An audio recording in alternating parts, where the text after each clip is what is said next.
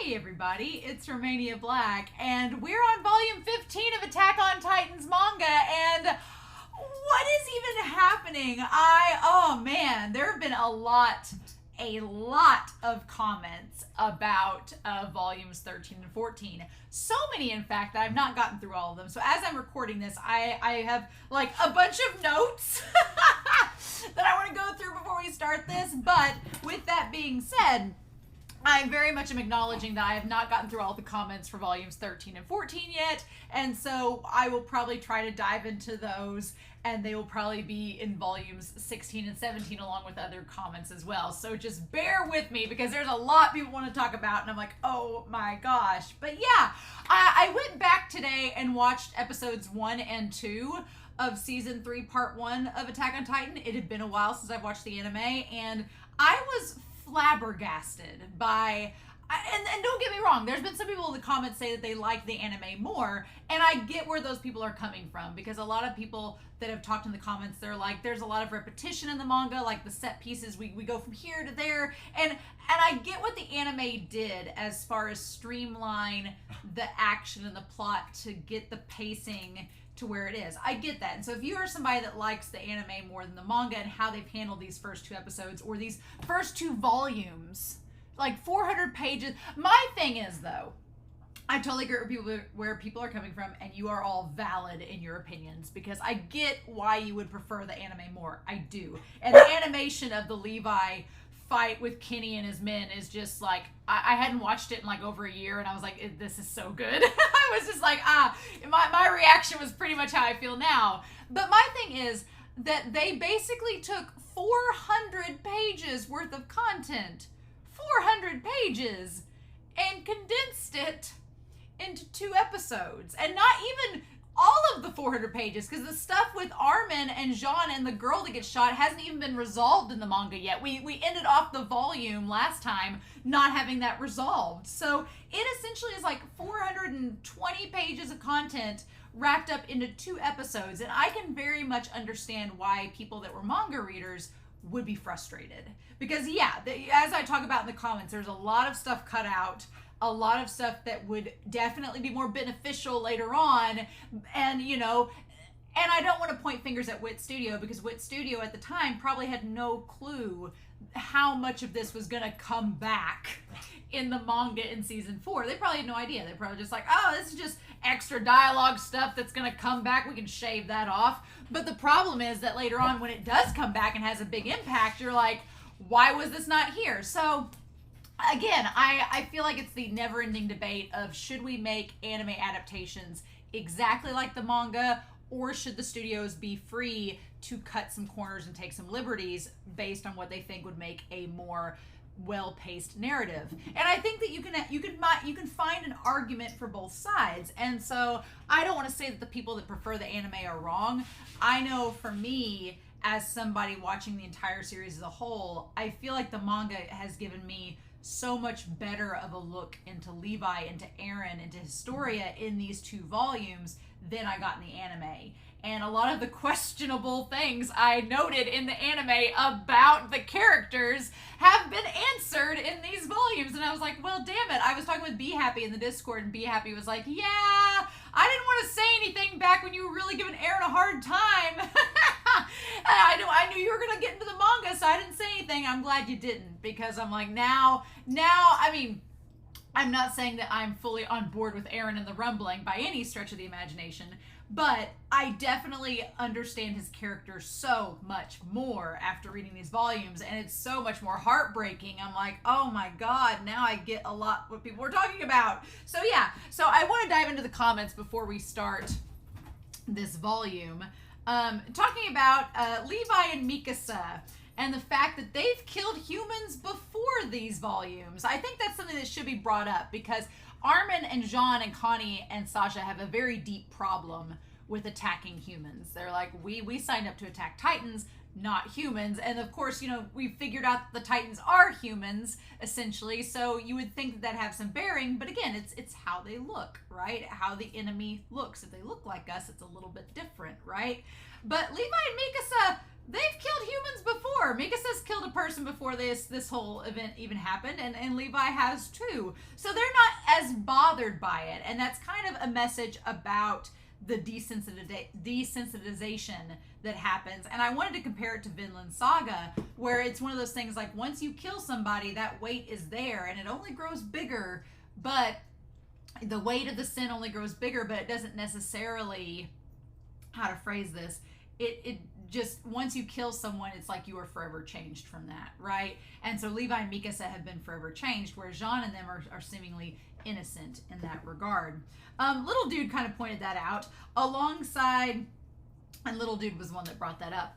Joseph points out that Hannes realized he didn't make a mistake in running from Dinah originally back in volume 12. And I think that's really important to note, that Hannes, in that moment, he realized that him running away because he wasn't strong enough to deal with the problem wasn't a bad thing. And again, talking about Vinland Saga, the idea of running away is often presented as a weak solution that doesn't lead to anything, but sometimes it's necessary for survival. Sometimes you gotta run away because you're not strong enough to handle what is on the other side. And so I think Hannes is a prime example of that. He couldn't face her, so he ran away. And Joseph also brought up this idea of this toxic masculinity, and I sometimes hate using that term because I feel like people throw around the term toxic masculinity far too much, to the point where it starts to lose some of its value. But I do think it definitely applies with Eren, at least in the past. The idea of Carla telling him, you know, be a man and protect Mikasa for once, even if she wasn't meaning to,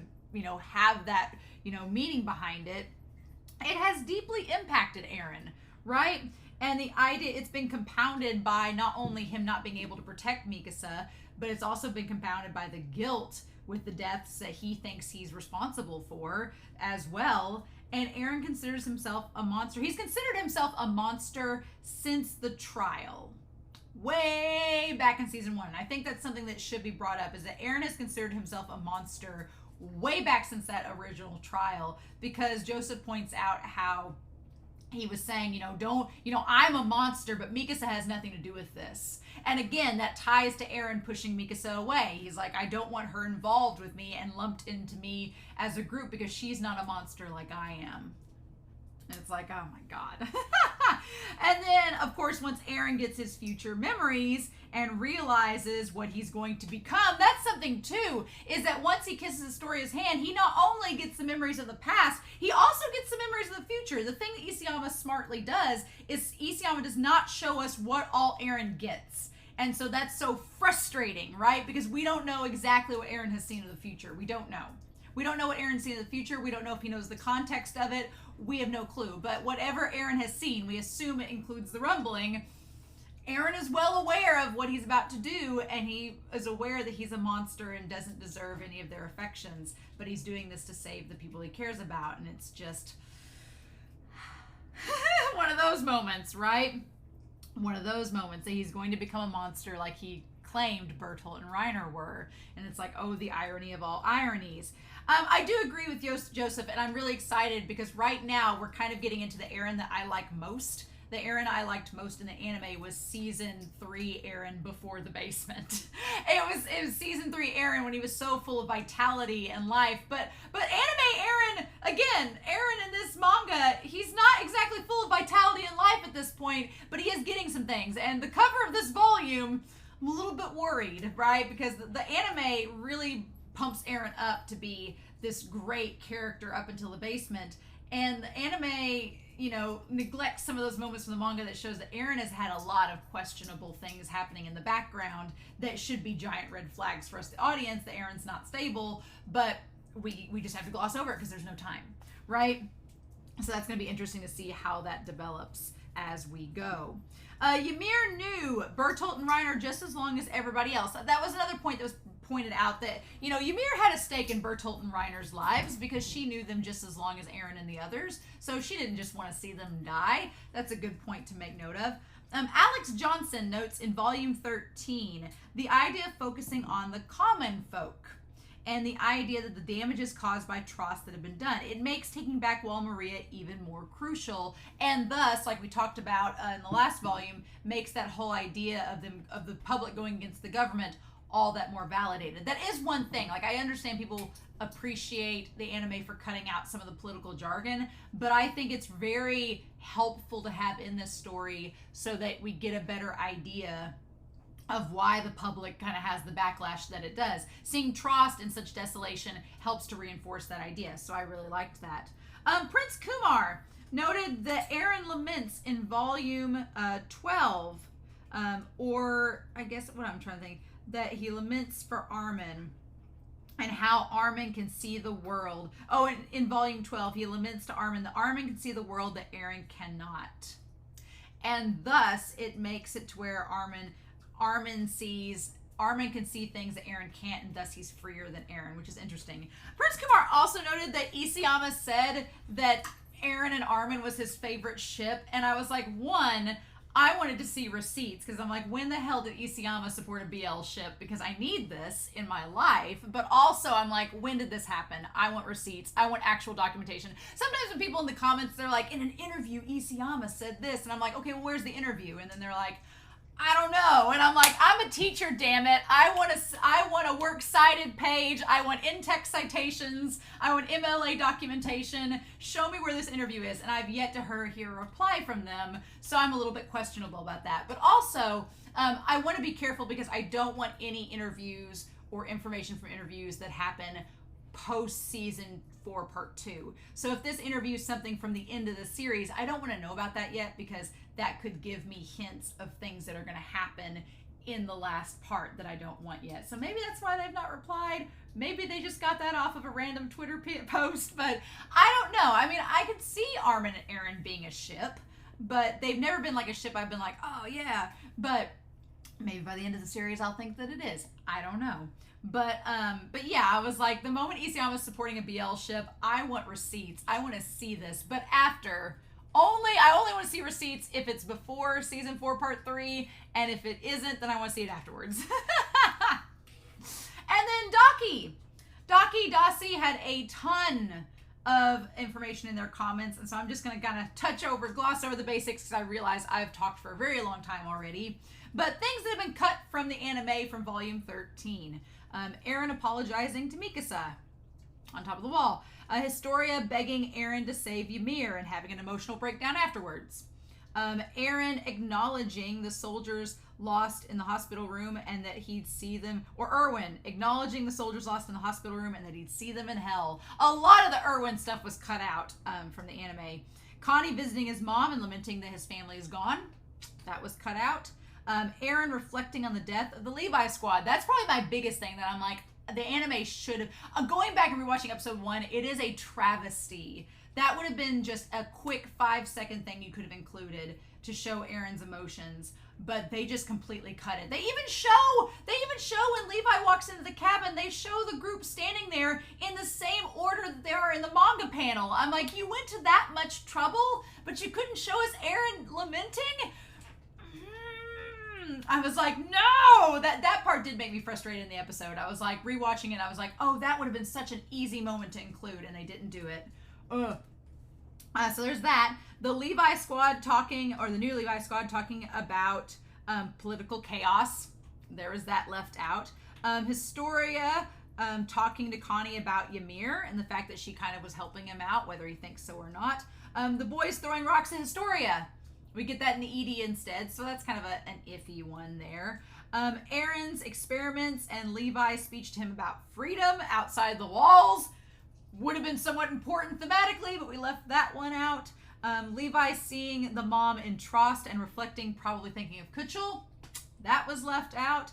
Levi and Deimos' talk on the wall, and mostly anything with Levi and Deimos was footnotes, and it was kind of rearranged throughout episodes 1 and 2. It makes sense in the anime. They made it make sense in the anime, but knowing the manga, you're like, wow, this is all out of context. But yeah, so like 11 things cut out just completely, and I was like, okay. Historia in the manga, as Dossie notes, is really detached from the 104th and very empty inside, which is kind of ironic because Eren, during the episode and during the manga, he's like, well, I like you most like this. And what the manga is trying to get at, and what Eren's trying to get at, is he likes the story of being true to herself and being honest than putting on a fake face.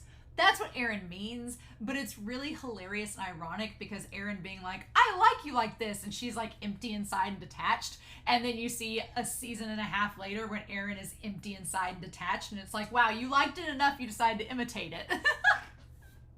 No, I know that's not the case. It's just a very funny irony the way he says it. And then Eren's line, we both live in this absurd world where if we don't do something, we'll lose everything. We don't have time to feel conflicted. And the idea that Eren and pacing, and that, you know, while Armin and Hanji are trying to figure out a method of what to do, Eren's like, we don't have time. And then once Eren figures out that he only has so many years left, he's like, I really don't have time. I've got to save my family and friends, so I've got to act now. The funny thing about all of it, and I know we're going to talk about it later on when we get to the events of season 4, is the funny thing of all this is, one, that idea of we don't have time to have conflict, we need to move now, is going to be reflected in the Night of the End conversation, where they're like, we don't have time to be enemies anymore, we've got to stand together against Eren, or at least stand together to get to Eren. But the funny thing about it is it kind of also reflects on Eren's selfishness. And I'm not wanting to phrase that in a bad way necessarily, but Eren is selfish in that he's like, I've got to save my family and friends while I'm still alive. I've got to do this while I'm still alive. And it kind of ties to that sort of savior complex, the idea that he's like, I'm the only one that can do this. He's been conditioned to think that all this time. But the funny thing is, you have a character like Hanji or Pixis or Armin who seem to be of the mentality of, I don't care if I die, I need to start something the right way, and my actions, small or large, are going to impact future generations. I'm going to leave something behind for future generations to act upon. Whereas Eren doesn't seem to trust the future generations to act upon anything. He's like, no, if I don't do it, no one else will, so I'm going to do it. And Armin and Hanji and Pixis are kind of like, well, we'll leave things, and kind of Keith Shaddis too. He's like, we'll leave things for the future generations to pick up and take in our place and keep going with it. And Eren's like, they're not going to do that. I'm going to do it instead. And then they won't have to worry about it. And it's kind of weird to see how Erwin would fall into that, because Erwin, on the one hand, was bound and determined to get things done while he was alive. But in the same vein, he was also setting things up for Hanji and the others to take over. So he's kind of like a middleman between those two ideologies. But it's fascinating. It's fascinating. And you can't say that Eren is wrong for wanting to take matters into his own hands, because he's been conditioned to be doing that since the beginning of the series.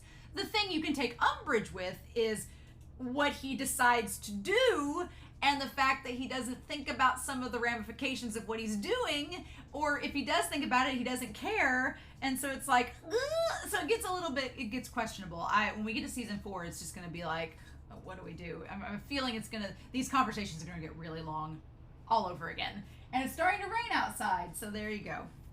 But, so I thought that was really interesting. And then, I went back and listened and watched anime episodes 1 and 2. Everything is rearranged. It's crazy. We still haven't got the Armin aftermath of saving Jean. And then there isn't a conversation about Maria in episode 1 or 2, but I know it comes up later in the anime, so I feel like they've just shuffled stuff around. But we'll see, right? And I've talked for nearly 20 minutes, but I have a feeling with the comments and these volumes from here on in, it's the conversations are going to get long, y'all. And I enjoy this because, again, it's been nearly 2 years since I've watched the anime. So as I prepare for these final, installments of the anime, I feel like it's good to go back and recap the manga and everything, and what have I missed, right? So we're gonna start volume 15 of Attack on Titan and see what happens in this volume. Just see, right?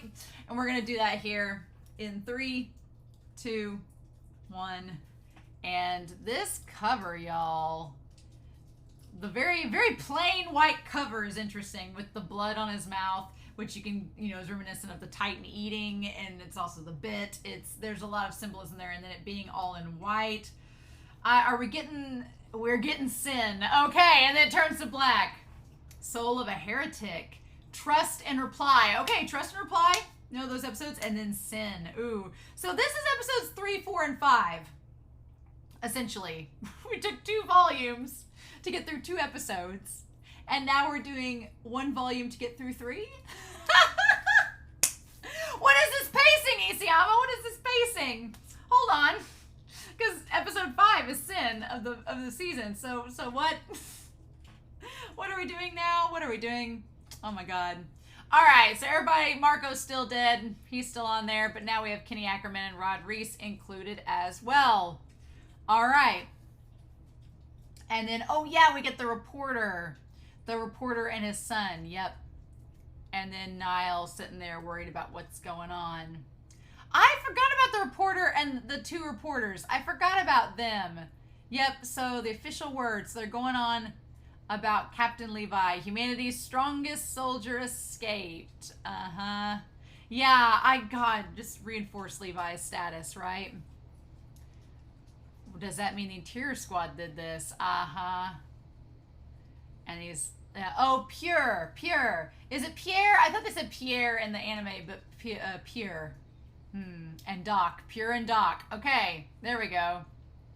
He's still a cub. He doesn't understand how things work inside the walls. Yep. Keep anything about the new equipment out of the story. Okay, so that part from the anime. And then, yeah, Kenny Squad. Ah, so interesting. So in the anime, they have the 2 of them like outside the city, like by the river where Armin's throwing up. And here there's a shed in the woods. Okay. Oh, Armin, sweetheart. Oh, did this happen to you too? Oh, Armin, sweetie. He just looks so shell-shocked. Sweetheart. What is this Levi fan service? What is this? Hello? Hi, did we get this in anime? I don't recall. I fear I would have. Look at how little Connie looks in the corner there. Yeah, what? Hello. Hi, Levi. And Sasha's doing the stitching on him. Uh-huh. Dude, Levi, just show us that 8-pack now, please. Thank you. I'm not gonna look anymore. Uh-huh. And then, yep, Armin had the gun. It wasn't the blade, it was the gun. He turned around and shot her. And just did it without thinking. Yeah, to save Jean. Oh, and Sasha taking watch. I like that they're in a stable, and Levi's like, did the filthy stable make you lose your appetite? Now that we know, you know, Levi's whole backstory, makes sense why he brings up filth and everything. And I love that he holds the cup the same way that he holds the teacup there. When I pulled my gun, I thought I'd be too late. She already had her gun pointed at you. How was I able to shoot first? Because she hesitated. And that's what Levi notes. Levi just casually sitting there like a slut. No, I'm joking. Yep. And then Jean saying, I'm sorry, I should have fired, but I couldn't. The woman I killed must have been a kind person. She was more human than me. Oh, getting into this conversation. And then Levi says, your hands are already dirty. You can't go back to the way you were. And he's like, accept who you've become. If your hands were still clean, Jean wouldn't be here right now. That's what Levi, he's like, you can't, and you know, it sounds harsh what Levi says, but he's like, no, look, you killed someone. You can't go back. There's nothing you can do about it. But if you didn't do what you did, then Jean would be dead. That's just how it is, right? That's just the way that it is. If you hadn't killed that woman, then Jean wouldn't be here. So it's like, was the sacrifice worth it? Do you regret it? You were able to pull the trigger like that because your friend was about to die. You're smart. You understood there was no room then for hesitation or compromise. You knew we couldn't afford to lose anything if we wanted to keep hope alive. Goods, horses, comrades. You saved us by getting your hands dirty, and I'm grateful. It's that idea that and again, we go back to Bertolt's conversation, someone has to get blood on their hands to do it. And now, what's fascinating is it's the idea of Armin killing the one person and feeling the way he does. And then you have Bertolt, who destroys a city. And when Eren confronts him about killing his mom, he's like, I did what I had to do. It was them or my comrades. Yeah, and so the question will become later on, how do we avoid getting into this situation to begin with?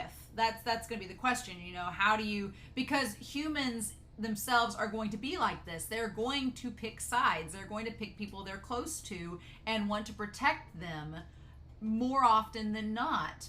And we see Eren kind of take it to the extreme with the rumbling. And so the question doesn't become like are you going to side with your friends or not? We know the obvious answer. The question is going to be, how do we avoid getting into this situation where we have to make these choices? That's kind of the big question, is how do we just avoid where we have to choose our friends over others? And Jean's like, I thought your methods were wrong, Levi, but I just wanted to think that. I was afraid of having to hurt others, but you weren't wrong. And he says, I'll promise I'll fire next time. And Levi says, yeah, it was your hesitation that put us in danger, but that was then and there. That's it. He's like, I'm not telling you what you did was right or wrong. I don't know what it is. He's like, were you wrong? I love that Levi, throughout this whole thing, Levi's like, every situation is different. And that is going to tie again back to Eren. And of course, Eren's not here to hear this conversation. That again, we might as well have like a little counter at the bottom of the screen being like, here's all the conversations Eren wasn't here to see for himself that would maybe influence Eren. And so Eren is a very influenced person. Eren is easily influenced, and once he makes his mind up about something, then he goes all going in. So part of me is like, I almost wish Eren was here for all of these conversations, because then maybe things wouldn't have turned out the way that they did. But we can't have nice things.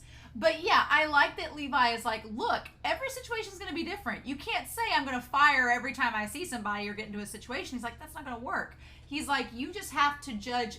The hard part of life is that you have to judge every situation as its own individual thing.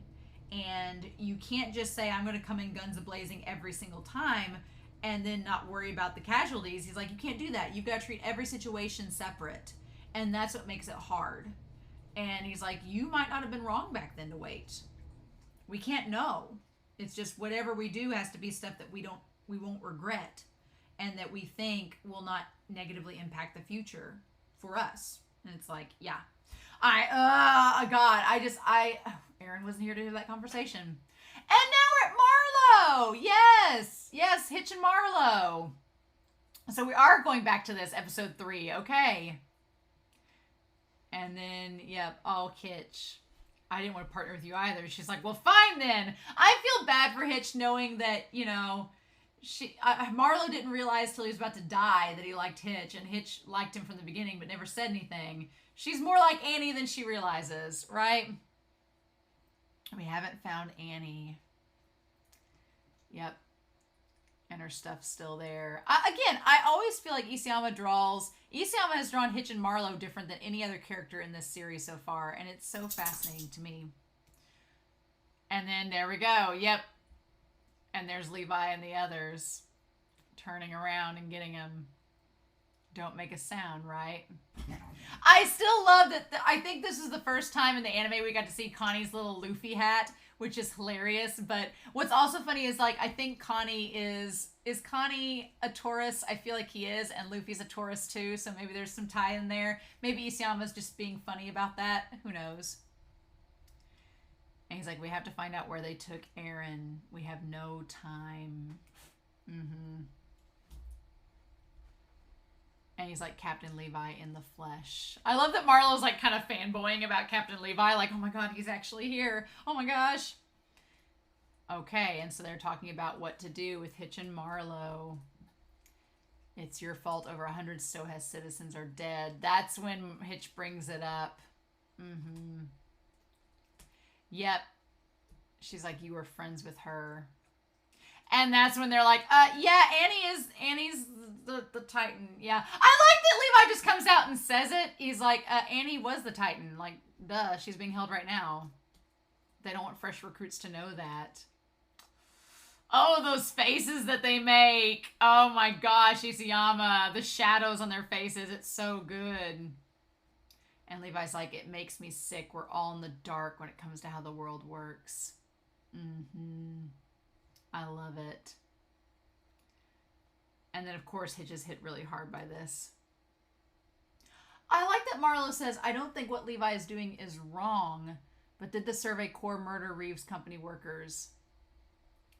And then Levi's like, nope, the MPs did that.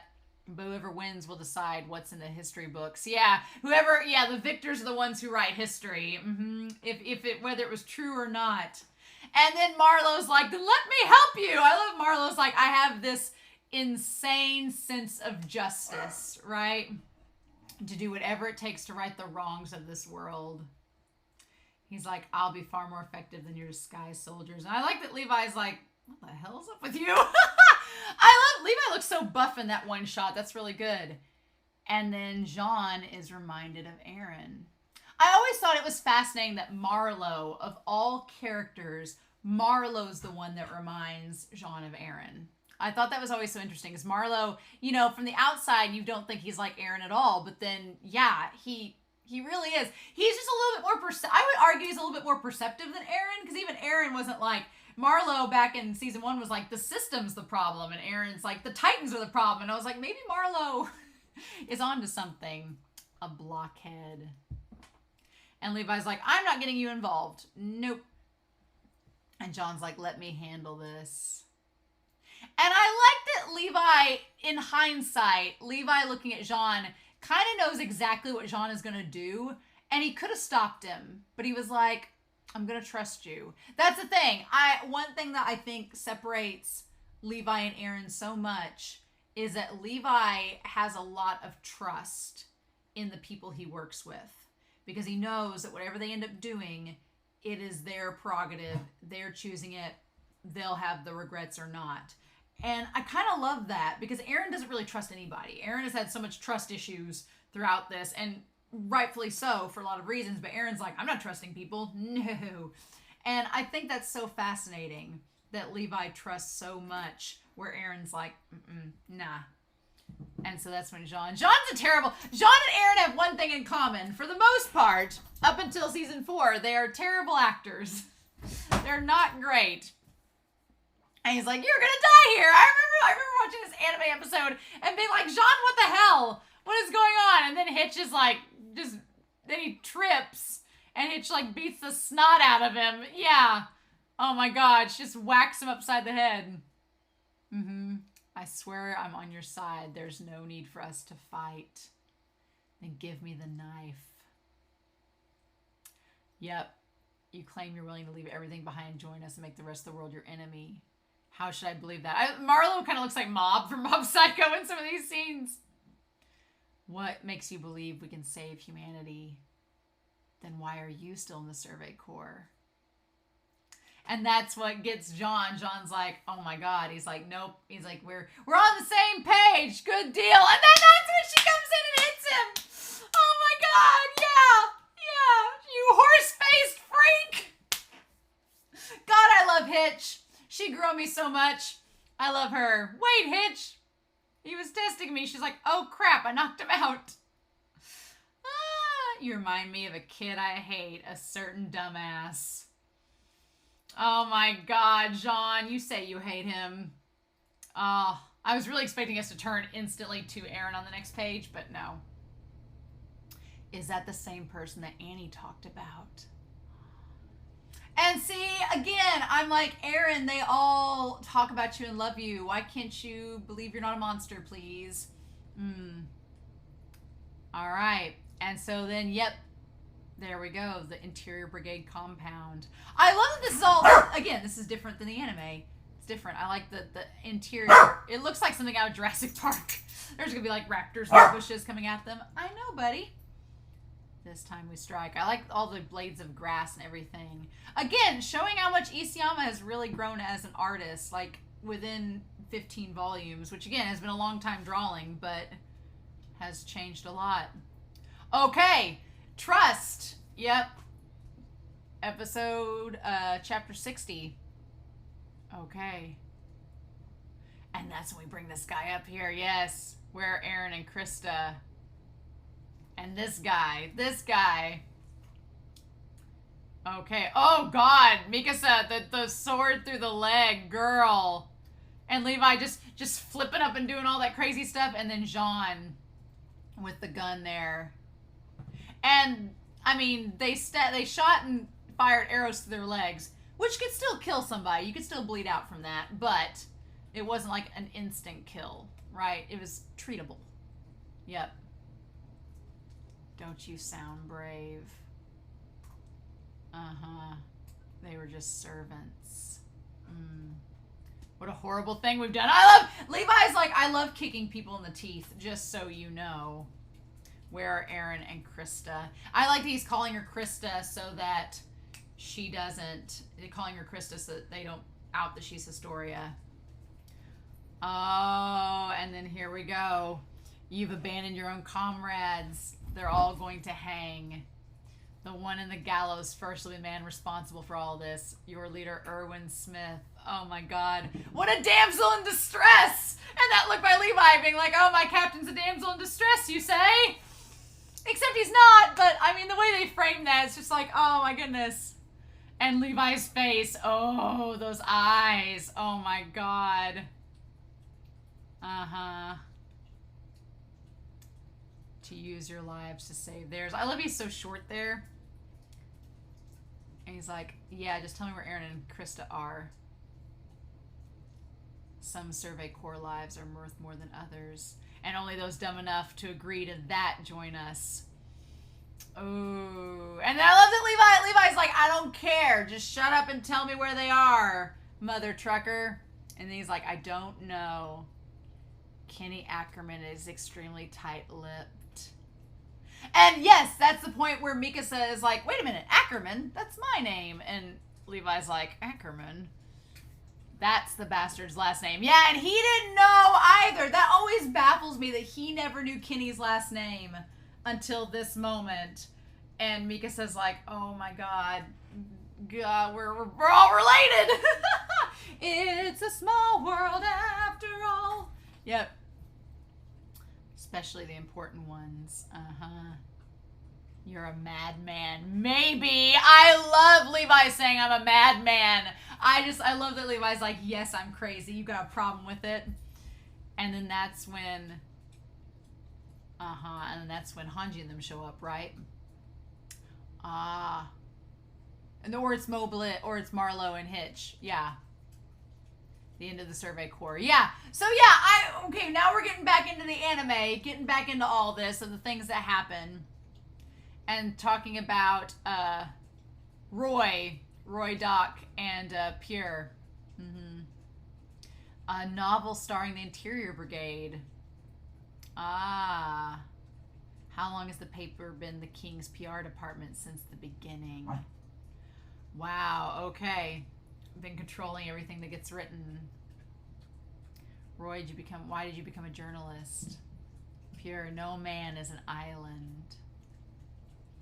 Oh. I pulled the wool over my own eyes and an important part of me died, but in return I was able to protect what I'd come to care about. Pathetic, isn't it? But it was my decision to live this pathetic life.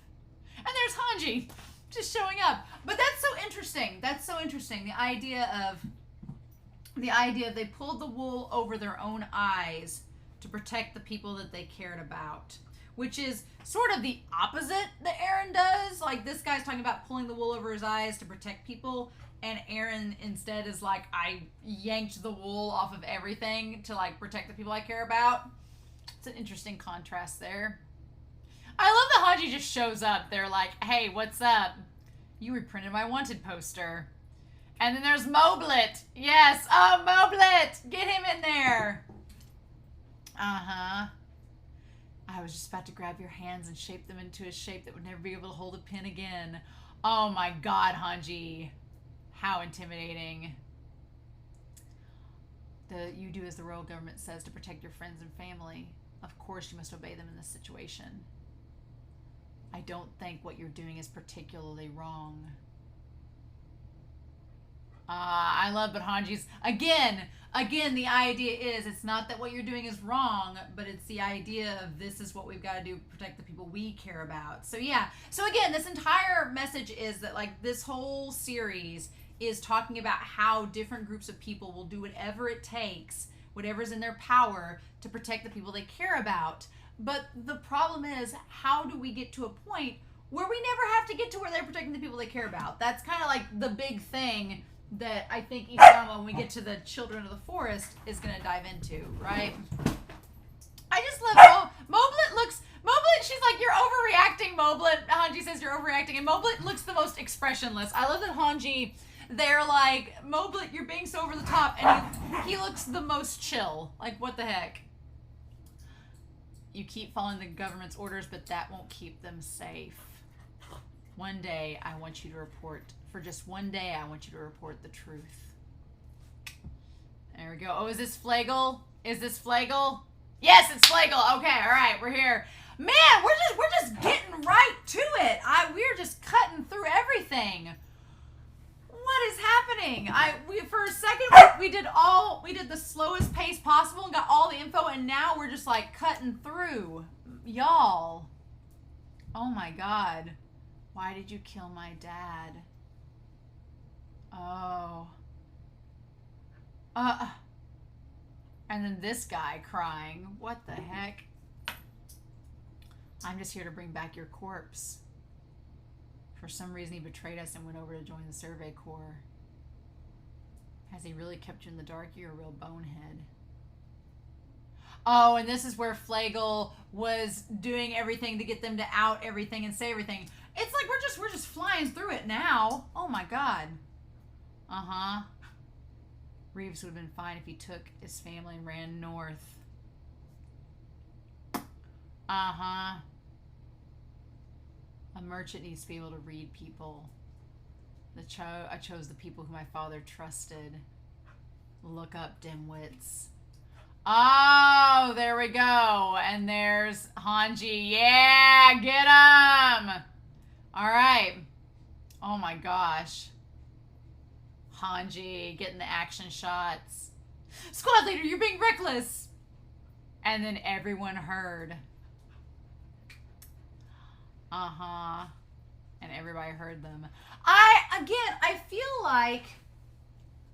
like it's so crazy that we're going through all of this stuff very quickly, but at the same time, we took so much time to build up. That is a frustrating thing about the anime, because the anime makes this go by really quick too, and it's very fast-paced. But I wish that the anime had taken the time, because it makes sense to go quickly through this stuff. It makes sense. No, it'll be good. It makes sense to go quickly through this stuff because it's all, the plot and pacing, everything is all fluid. But I wish they had taken more time to go back through that stuff with Eren and Levi and everything and built it up better, because it's stuff that's going to be reflected later on. Whereas I think Isayama knows this is just a plot point to get the people to get on board with the coup later on. So Isayama knows what he's doing. Isayama knows that we just need these plot points, these little things. We need to set up these chess pieces now, hurry up and do it, and then later on it'll all build and be relevant later. Whereas the stuff that they set up in volumes 13 and 14, I'm like, you really should have fleshed that out in the anime, because it's stuff that thematically is going to come back and be so relevant. But woulda, coulda, shouldas, right? Woulda, coulda, shouldas. All of us will attest how the boss of the Reeves Company risked his life for the sake of our town and our livelihoods. Yep, so everybody heard everything. And then that's when the MP guy notes how nobody would notice if that town disappeared. And then Flagel sits on his head. Yes, the Reeves Company will protect this town. I'm the new boss. I love it. And then everybody claps for Flagel, and they're like, yeah, go Flagel. I love how nice Moblet looks. Moblet looks so sweet there, sitting there with Hanji. Look at that. Take care of the MPs for us. And then, yep, you're the only ones who can reach the people. I like that Roy doesn't want to do it, because he's like, oh my god, I'm putting my whole family in danger. But Pure is like, he's all on board with it. He's like, he's all on board. And Roy's like, I can't. My family and your family would be dead if we do this. The king allows us to live. Will you really force me to betray my colleagues and write this article? Do you have the right to get my entire family killed? Do you have the right to order that to happen? Oh, and then we're back with Erwin. Man, even when he's beat to a pulp, Erwin looks good. Do you have any last words? I love that he just has the one hand tied behind him. The other, like, the little sleeve dangles. Bless him. Okay, and they're fixing the gallows. Reply. Oh my God, we're just setting this up right now, setting up the coup right here, right now, aren't we? Uh-huh. Losing the survey corps would mean that humanity loses its spear. How do you protect yourself from an incoming enemy? Not with a shield, but with a spear. Say if the wall was breached at this very moment. The people will be forced into a struggle that has nothing to do with the Titans. It would cause a civil war between the people of Walrose and the people of Walshina. I'm so surprised, because I really thought when we watched the anime that the king and these four guys were really going to be, and maybe in the manga they are, and we don't know yet, but I really thought they were going to be like these big players and all this. Like, you know, in Bleach, in Bleach you have like the different Arrancar all sitting around the table, and they're like the different bosses you have to defeat. It's almost like Isayama set that up here and then was like, we're not actually going to do that. I kind of admire Isayama for setting these characters up. Like, a part of me admires Isayama for setting them up and making us think they're going to be major players, and then they turn out to be nothing. But then another part of me is like, damn it, there could have been something there, but Isayama's like, I got bigger and better fish to fry, right? And then that's Erwin setting this all up, gambling on the fact that Niall is going to feel betrayed, that they're not going to save the people that his family's at. Do you have some sort of secret plan? Wah, wah, wah. I love that Erwin's eyes, like, so bright there. Again, it's very much like Eren's. Yep, your position, the Reeves Company, was decimated by unknown forces plotting to kidnap Eren and Krista. You've been saying all this for days. A lot has happened outside in that time. Oh, your right-hand man Levi killed multiple members of the military brigade and fled. And Aaron's like, really? He refused to surrender. Unlike your words, his blade was honest. Ooh, that's a cutting blow there. His opposition to the royal government was clear. There's no reason for humanity to tolerate a group like that inside the walls. And then Pixis, yeah. So I was talking about this, you know, on the one hand, not having that scene earlier with Erwin and Pixis expanded upon, not having that earlier does make this coup kind of come out of nowhere, and we as the audience are like, what? Oh my God. Whereas knowing what we know about Pixis and Erwin now, it's like, oh, well, we knew this was going to kind of maybe possibly happen. It was still surprising in the anime, but it makes more sense now from the manga's point of view, right? Humans killing other humans is utter madness. If a spark were to be struck in our little world, in no time the blaze would engulf all of humanity. Well, you know, and then funny enough, what's happening outside of the walls, right? Yep. I doubt many humans would be left if another wall was breached. The rumbling is proving that correct. Yeah. Let's save our hatred for the Titans. We certainly wouldn't want that. Ha ha ha. This is going badly, Erwin. Yeah. And now, you know, knowing the manga, you can see Pixis and Erwin looking at each other, and you know that they're plotting together, whereas in the anime, you didn't know that for sure, so it seemed like they were maybe, like, against one another. That is true. And then we go back. To them with Nifa. And she's writing down the stuff for Levi. I miss her already. I feel so sad for her being killed by Kenny. Well, and he says, if it's true they built the wall of Titans and altered their memories, we run the risk of losing it all forever. Well, you know, what a bind, Erwin. Unless you have a way to deal with that, I have no choice but to stand with those selfish, greedy men of the royal government. Another groundless gamble with humanity's fate on the line. Erwin does love to gamble. He's like, was this the right choice? We may not be the only ones capable of saving humanity. Oh, Erwin. And that's the moment that he smiles. Oh, and Niles sees it. Oh. I love Erwin smiling. I'm gonna like soak it in and take advantage of it now because we're not gonna get this later. And then yes, come in, girl. Yes.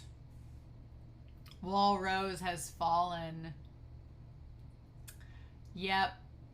They're surging this way from the east. Yep. Oh, what a lie. I love Niles like, what? Oh my god! Look at him! Look at that! Look at Isiama how they drew Erwin! Look at this! Look at this business! Look at that! Erwin. Okay! And now we go back to this. This is the part I was thinking of. This is the part I was thinking of in the anime that they previewed back in the manga with the conversation with Niall and Erwin from before. This is the part I was thinking of from the anime. Yep, like you were savior of the world. Man, the lighting on the way that they shadowed Erwin and Niall in that shot, that's so good. Like the ink there was like Isayama just getting it with this volume. Okay. Where do you live these days? Was it Stohess? Marie, your family. Both my children and Marie. I haven't been home recently, though. Yep.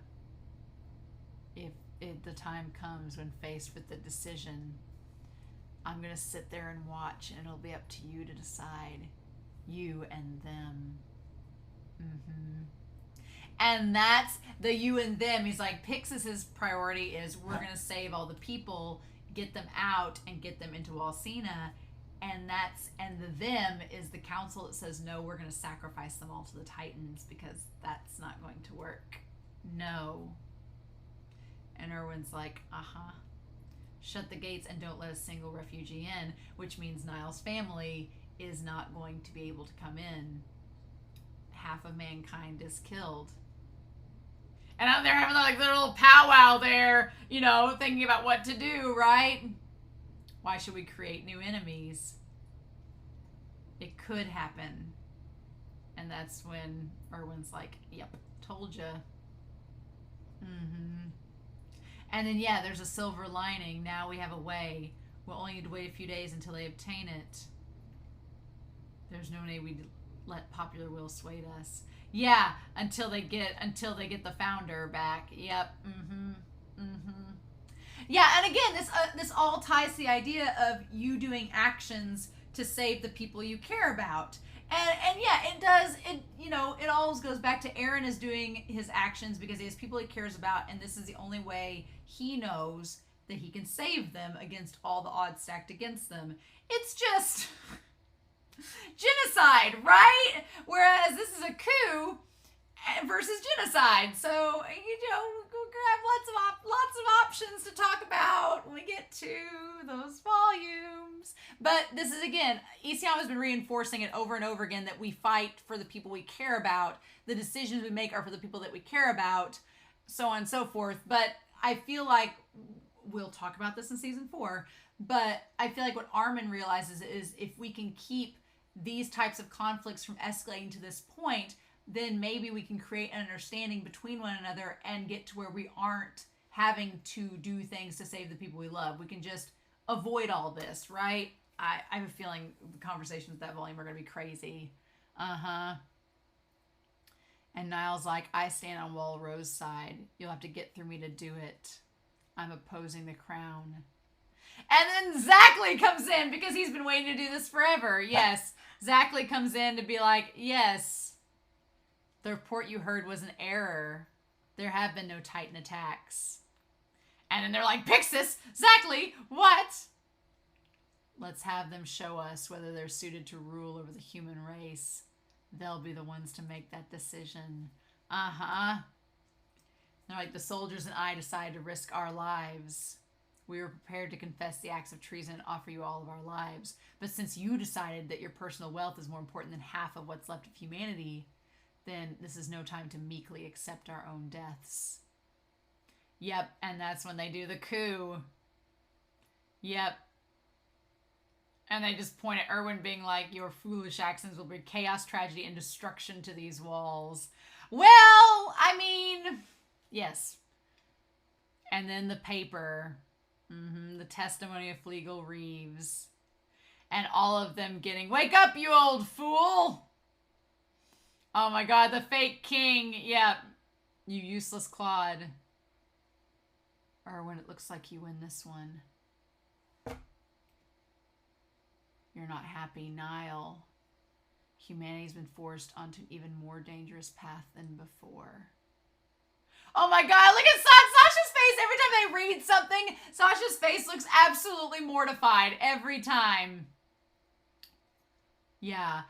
Erwin's saying, what I like about this is Erwin's like, I love Erwin's character in this moment because he doesn't flaunt the fact that they won. He doesn't flaunt the fact that the coup worked. Erwin's like, no, things did not get easier. Things just got 1,000 times harder. But Erwin's whole goal from the beginning has been to find the truth that basement might have about the other side of the wall. Like, that's what he's been wanting from the beginning. So Erwin's like, I took a gamble, and he's like, the gamble's not over. He's like, this may end up being a terrible decision, but I will do whatever it takes to get to my end goal, right? And he's not happy about it. Again, I love the parallels between Erwin and Eren, because I feel like just like Erwin, Eren's not happy about what he's doing at all. He's not reveling in it at all. And Erwin isn't reveling in this coup at all, but both of them have a goal, and they're both doing whatever they feel is necessary to get to that goal, regardless of what the outcome is. The only difference is, I think that in the end, like I've said, Erwin would be against destroying all of humanity because that was his entire goal to begin with. Whereas Eren's goal is the bigger picture, and Eren's is to preserve the interior. So it's interesting. And then, yeah, Marlo and Hitch and Hanji show up. And then, yep, we're free now. Oh, man. The rare occasions we see these guys happy is like, I love the relationship that Jean and Marlo get. Jean and Marlo having this relationship is so sweet. And Armin hanging on to Mikasa. And Levi's just standing there like, yep. What did you do to them? We didn't do anything. And that's why Pure kind of got through to him at that point. It was everyone's individual choices that brought change to our world. That is the other thing too. The idea that everyone's individual choices are what changed the world. That's kind of the big thing, is that when you have a government of like select individuals, or Rodriguez, the king, or Eren, those characters all believe that they themselves are the ones that will change the world. Eren's like, I have to be the one to enact change. Rodriguez is like, I have to be the one to do this. The government's like, we have to be, as a single collective, be the one that does that. Whereas the truth of the matter is, and what Hanji and Armin kind of get at later on, is that every individual has a stake in that change, and it's important in reaching the majority of them, and that they as a collective make the change, than just the Willie Tybers or the Erens or that. It's like, no, it needs to be everyone, not just these colossal figures instead, that are making the change in the world for it to be successful. It's interesting. And he's like, those you entrusted with me, I let them die. And I like the Hanji's like, well, at least you neutralized the gun-toting bastards, right? And Levi's like, no. Levi's face there looking back at Hanji. Levi's like, I didn't exactly do that. The leader is off with Eren and Historia. Oh my god, Sin! Yep. Our only choice is to take our chances with this. And I love that Mikasa's like, just like ready to go. Oh my god. Here we go! Here we go! Ah! Oh, poor Eren. Poor Eren and his 8-pack. Oh, okay. The gallows that had been raised to execute him. Erwin just looks rough there. Erwin looks very tired. Yep. The coup d'etat was carried out because the government of King Fritz obstructed the plans. Vital to the survival of humanity. Uh-huh. And Niall explaining everything, that they have to work with the royal family as the reporters are writing it all down. Mm-hmm. And Niall's like, I guess I can adapt as quickly as anybody else. Yep. Mm-hmm. And then all the people know is chaos. We don't know what to strive for or what to believe in any longer. Yeah, I mean, everything's been like thrown into chaos, so what do? Where's our stability? Uh-huh. And so Zackley and Erwin having this conversation. Perhaps he should have entrusted them all with it. Eren's Titan power, the retaking of Maria, even Eren's life. My thoughts have not been with my friends. When I think of all of humanity, perhaps I should let my comrades die as I always have. Eren, Levi, Hanji, I could have abandoned them along with my life and my duty and entrusted everything to the crown. Erwin's like, should I have done this? Should I have let things stay the status quo and then possibly not have changed? Which is an interesting thought to think about. Like, if we think about it, if Eren had died, if Eren had died and Rod Reese had taken and Historia had taken the founding Titans powers, what would have happened? I mean, the question is, what would have happened with Zeke and Reiner and Bertolt? Like, would they have been successful going back? I think the funny thing is that we can't exactly know. We can't exactly know what would have happened, but I think it would be safe to assume that all of the Titans against the Survey Corps and them, I think they would have died. I don't know. It's hard to predict, but I think that if, because I don't think Historia would have used the walls to cause the rumbling like Eren did. So I do think if they had done nothing at all, they never would have gotten outside the walls and they would have all died. However, I think that because they got outside the walls, because they met Yelena and the others and the volunteers, I think that Armin and them's existence has a major factor in all of this, right? But then so does, it's hard to predict. It's like asking, like, how can you predict what that would have been like? That would have been crazy. If humanity is really more precious than any one human life. Erwin's like, did I do the right thing in choosing my comrades over humanity? That's the thing. But the crazy thing about it is Erwin doesn't know what's outside the walls yet. So that's really hard to make that guess, right? It's really hard to make those claims. Because I guess if it were just the Titans versus the people inside the walls, then yeah, maybe Erwin made the wrong decision choosing his friends over humanity. But once you get outside the walls and learn what's out there, then things get infinitely more complicated, and it's not such a simple answer. So it's hard to determine that, right? Death seems like a far easier option. Yeah. If you wanted to hand Eren over and resign, why'd you put your idea in Pixis's head? Why allow your people to act on their own? If you really, why did I point my rifles at the king and his men? Because I never liked them in the first place. I love exactly the reason he just didn't like them, right? He's like, yep, I know you wanted to see their pitiful howling faces too. Yeah. And Erwin's like, well, that's not really... He's like, I would have done this eventually. You just gave me a reason to do it now rather than later. I suppose whether this revolution is good or bad for humanity is of no interest to me. I suppose that makes me the villain, but you're no different, are you? You allowed others to choose what path humanity followed, but that isn't because you suddenly found it difficult and ran from decisions that would lead your friends to their deaths. You didn't want to die. You're like me. You put yourself over the fate of humanity. What's your reason? Again, yeah, it's basically Zackley is saying that him and Erwin are just selfish like Eren is. They're like, we chose the selfish route of choosing ourselves and our agenda over that of the majority. He's like, that's just all there is to it. He's like, a lot of people do that. That's what everybody does. It takes a very specific type of person to choose the lives of everyone over the select few, right? And that's going to come up into this. And that's when he says, I have a dream, one I've had since I was a child. And then we go back to, so yeah, I can understand people in the anime saying, okay, well, Erwin's going to go back to this whole thing about the dad, and so we're going to basically rearranged everything. He went back to the dream about the dad way back, you know, from volume 13. He touches back upon this, and in the anime, that's when they touch upon the dad and the backstory. So it's basically just reorganizing things. I get that. And then, what does it say? Elgelheinz. Is this Moppel's barn? No, it's Elgelheinz. Oh. We're friends of the short guy. Can you take me where they are?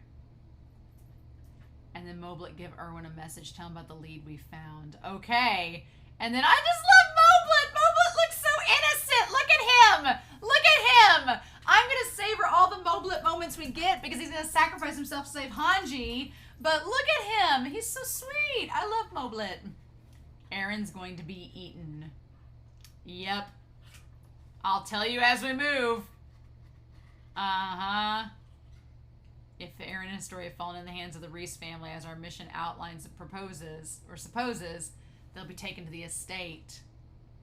And then the Reese family, wow, you can see, there they are, right? There's the 5 children. This is an unusual story. They had an illegitimate daughter with a servant. Yep. Oh, man.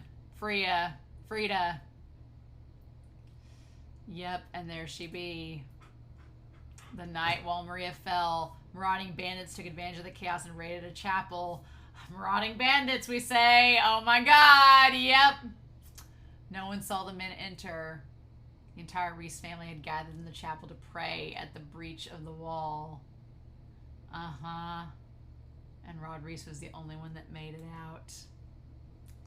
And just days before Storia's mother was killed. Something about the bloodline. Yep. We're going to get it all here. So yeah, the chapel was made of stone, but they came from the outside in. From the inside to the outside. Yep. On our way to the chapel. Eren could be eaten. When a Titan eats a human who can become a Titan, it gains their powers, if that's true. Then when and how did Eren become a Titan? And who did he eat to gain his powers? Well, that's the question, Armin, isn't it? Isn't that the question? Oh my God. It was right in front of us the whole time. It was right in front of us the entire time. Just there. And there's the underground chapel, yeah. Oh my gosh, Isayama. Eren. Historia, you're safe. It's rare we get insight into what Eren's thinking. So he usually says it out loud, right? But it's rare we get his thoughts. Yeah.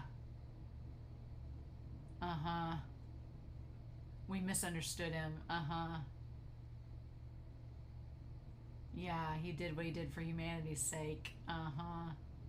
Like that poor Eren's like, I'm just up here, half naked with my abs.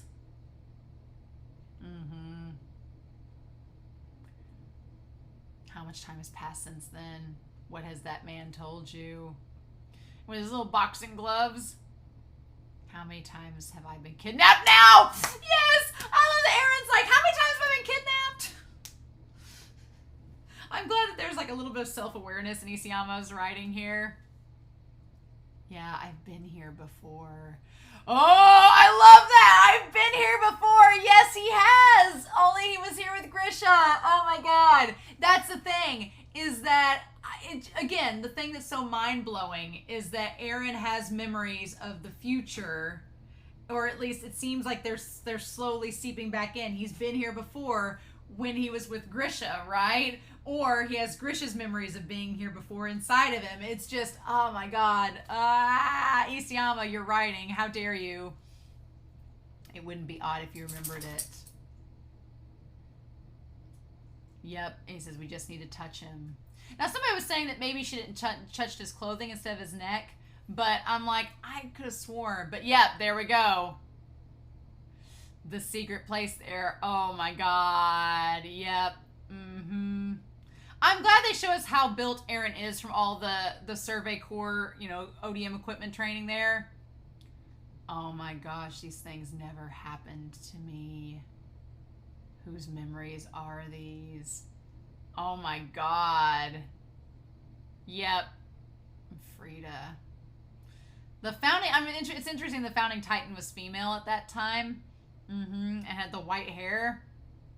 Oh my god. Oh shit. And the, oh my god, Eren's baby face there is terrifying. Oh my god. Oh, yeah. Oh my god. Oh. Oh, that is terrifying. And Eren as the baby Titan, like its jaw is also unhinged. Oh my god. And seeing it through Grisha's perspective. Oh, it's so messed up. It's so messed up. It's so messed up. Yes! Oh my god, where he ate Grisha.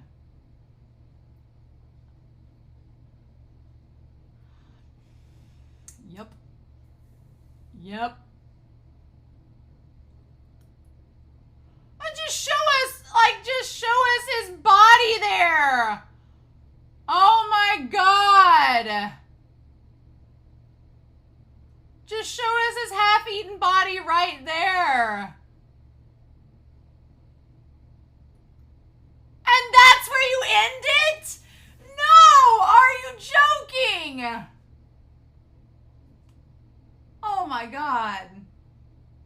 That is so messed up. That is so messed up. Yeah, Eren realizing that he's the one that ate Grisha. Oh my god.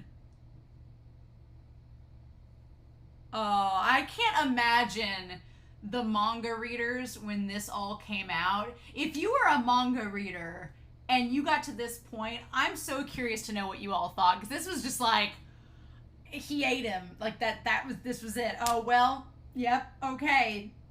This is how it went down, huh? Oh my god. Oh! What? Are you awake now? An unforeseen fist!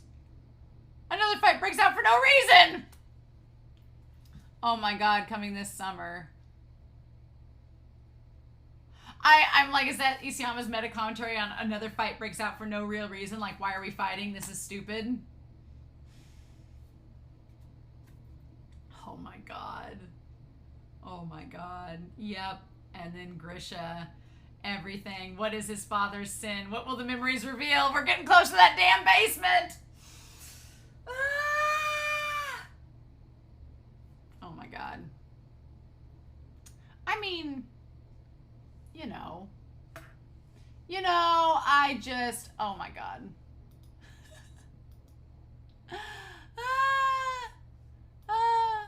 Y'all, we're getting there. We're getting closer to the basement. I now want to go back and rewatch the anime now. Now I want to go I watched episodes 1 and 2 today and was like, man, I missed the anime, because I haven't really rewatched it because I know what'll happen. I'll get like down a rabbit hole and I won't want to stop. And now I'm like, I want to go back and rewatch Sin and see that episode, because and just go back and relive my reaction to that whole revelation that that Eren ate Grisha, and that Grisha's the one that gave him, because we had the suspicion, right? We've had the suspicion for a while that Grisha gave him this syringe of stuff that we didn't know it would turn him into a Titan, but that it could be tied to it. And this just cementing everything. Now I want to go back and rewatch the episode and see how much I had guessed. I can't believe they just ended it there. That's so cruel. That's so cruel. How dare they? Damn it. I'm very curious. I feel like we covered like 2.5 episodes we covered 2 episodes in 1 volume now, whereas it took us 2 volumes to cover 1 episode. And we basically covered the course of 3 episodes in 1 volume, which pacing wise is insane to me compared to what we just did. So I don't know what we're doing from here on in, right? Because at the moment, there's what? I mean, like, I'm going to get to volume 30 or 31 or 32 by the time I get caught up. So we're like halfway there at this point, which is bizarre to me because we still have so much ground to cover. So yeah, I just, oh my God. Which I feel like next volume is going to cover everything with Rod Reese leading up to the story of stopping him. I could be wrong. But I'm really curious to know what you all thought down below about this volume and the contents of it when you first encountered it, because especially if you're a manga reader, like, what did you think about this? Because it's so mind-blowing that up until now, it's the moment the Chosen One narrative takes a whole big old twist, and Isayama's like, yeah, about that. Let's change that up a little bit. I'm like, oh my God. So, I'm curious to know your thoughts down below, what you all thought about this volume. And I'm going to be going and reading your comments for volumes 13 and 14 before I get started with volume 16. So, I hope you all have a wonderful week. Please stay safe, take care, and yeah, I'm gonna go watch episodes 3, 4, and 5 now of Attack on Titan, and I'll see you all next week. Bye!